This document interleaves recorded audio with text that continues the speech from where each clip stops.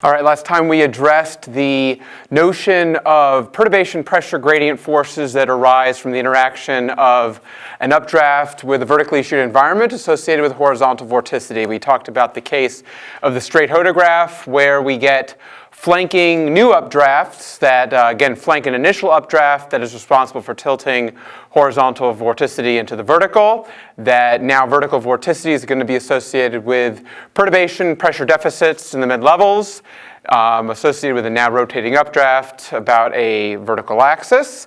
And those perturbation pressure deficits are related to the nonlinear term of the perturbation pressure equation that we talked about, effectively the hydrodynamic nonlinear perturbation pressure deficits associated with the vertically sheared environment. And we talked about how those pressure deficits, perturbation pressure values that are negative in the mid-levels, are going to be drawing air upward on the flanks of the initial updraft that's tilting the horizontal vorticity into the vertical, that are now going to be aligned with the now vertical vorticity in the straight hodograph environment.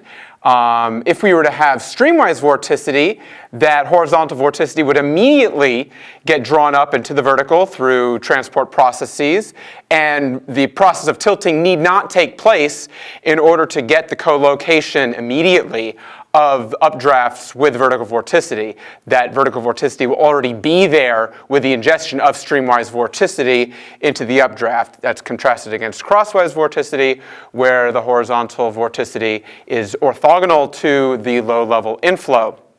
So, going back to this notion of having vertical vorticity, whether it's brought into the vertical, or I should say vorticity is brought into the vertical, whether it's immediately through streamwise vorticity ingestion or with time associated with tilting, once we get the vertical vorticity, that nonlinear shear term in the perturbation pressure gradient, I should say the perturbation pressure equation becomes relevant. We get these flanking updrafts that will intensify. If we have streamwise vorticity, the initial updraft will be rotating and that'll be intensifying. We then have stretching of vertical vorticity, which is going to result in a strengthening of zeta prime, which is going to cause a increasing magnitude of P prime nonlinear shear effects.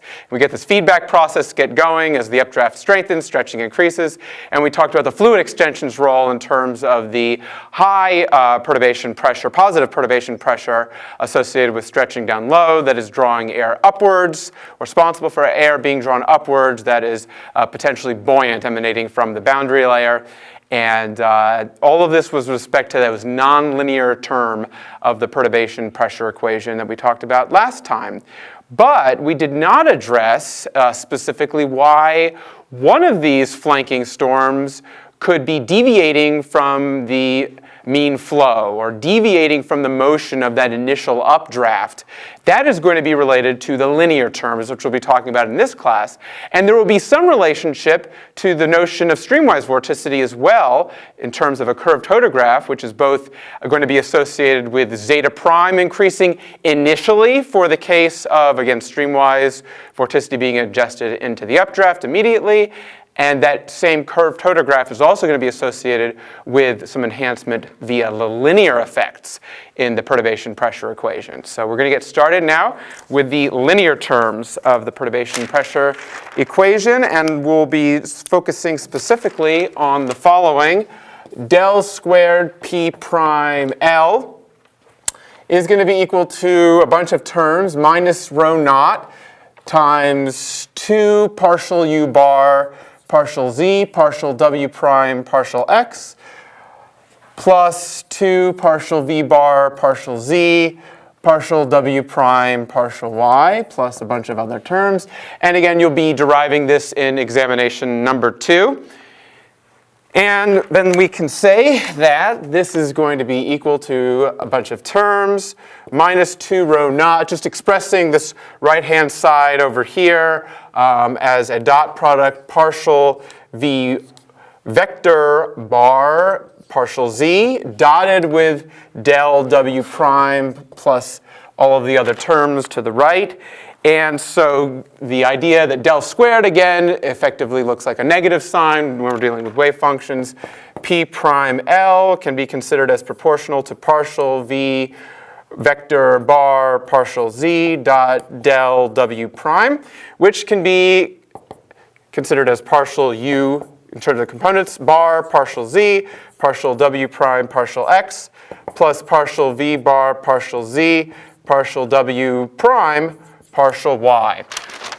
So we're looking at the vertical shear of the zonal component of motion over here in the background environment. So we're talking about environmental wind shear, talking about the vertical shear of the zonal component of the flow, multiplied by the zonal component of the gradient in perturbation upward motion, and then the same general idea here in the meridional direction. And we're going to be considering two cases of hodographs. First, we're going to talk about the straight hodograph over here. This is in case number one, the straight hodograph. Kind of like what we were seeing today evolving into the afternoon hours across parts of northern Alabama as an example within the open warm sector as low-level flow became increasingly veered with time. We're going to draw this straight hodograph over here. Along this hodograph, we'll put something in this quadrant over here. And again, we talked about this last time. This is not a unidirectional wind profile. This is a straight hodograph. We have southerly flow that's becoming more southwesterly with height above ground.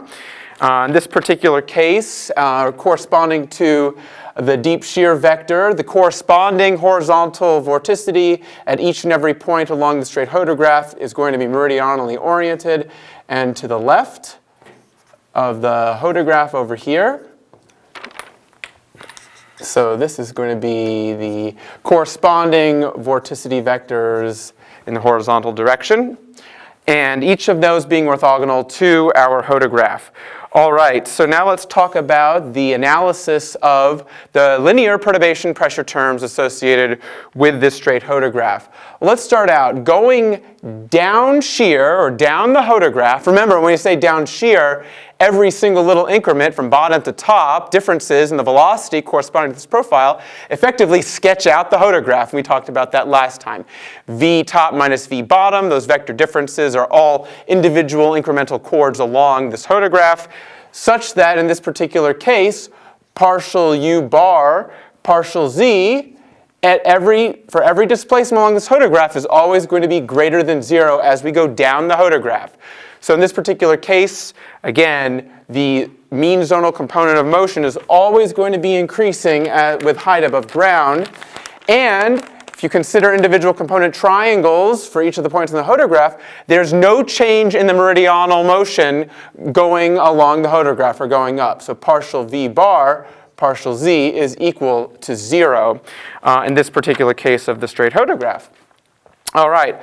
So I just want to call again attention to the notion that in this case, we have no alternations of the sign, SIGN, of the vertical shear profile at all corresponding to the shear of the zonal component of motion. It's always positive for this hodograph that is a straight hodograph, all right?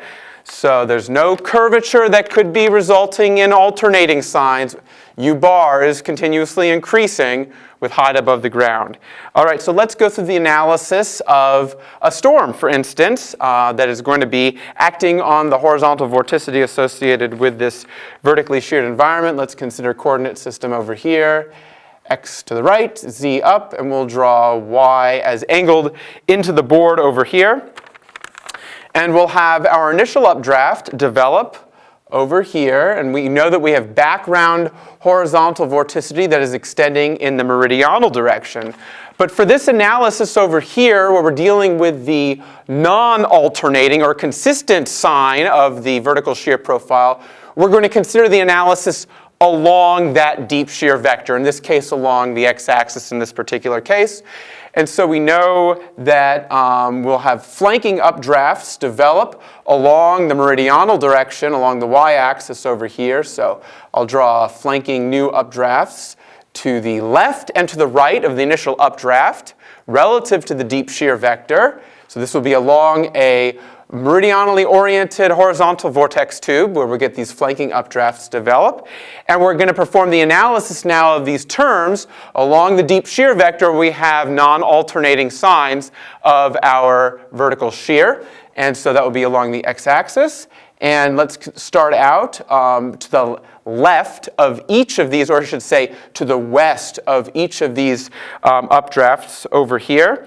And as we're going towards each of the updrafts, where we have our maximum perturbation upward motion occurring in the mid-levels, that's where our updrafts are initially going to be strongest as well above ground.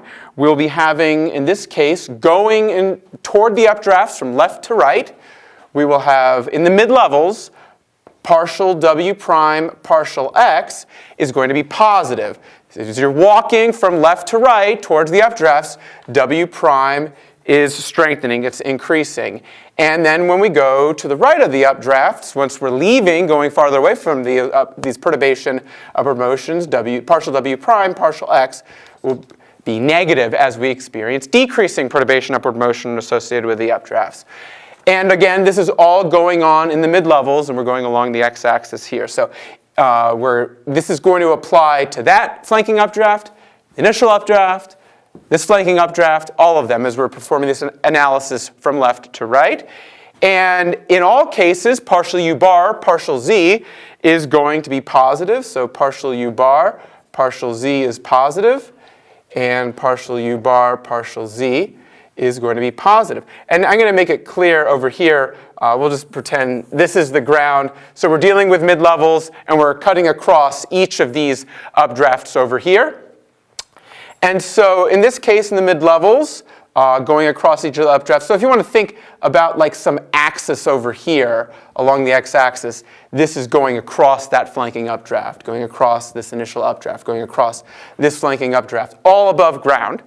And you can see that in this case, we're going to end up having on the up shear sides of each of these updrafts, we will have positive perturbation pressure over here associated with linear effects. And then over here, we will have negative perturbation pressure associated with linear effects. And relative to everything near the ground staying the same, what that will do is will induce upward motion down shear of each of the updrafts and will induce downward motion up shear of each of those updrafts.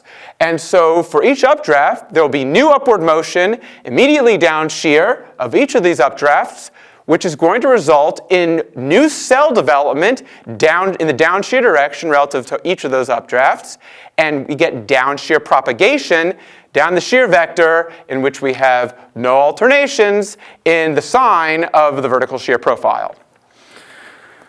And so at this point, all that we see happen here is down shear motion of each of these individual cells. There's been no favored updraft at all at this point for this straight hodograph.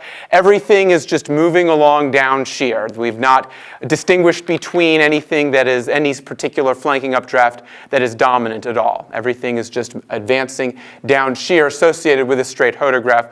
Once we've talked about that initial tilting of the horizontal vorticity into the vertical, resulting in the perturbation pressure deficit aloft that results in the storm split, vertical vorticity is now present, flanking the initial updraft to the right and left into the vertical shear vector, and that feedback process takes place, and we get down shear motion propagation of each of the updrafts for the straight hodograph so far.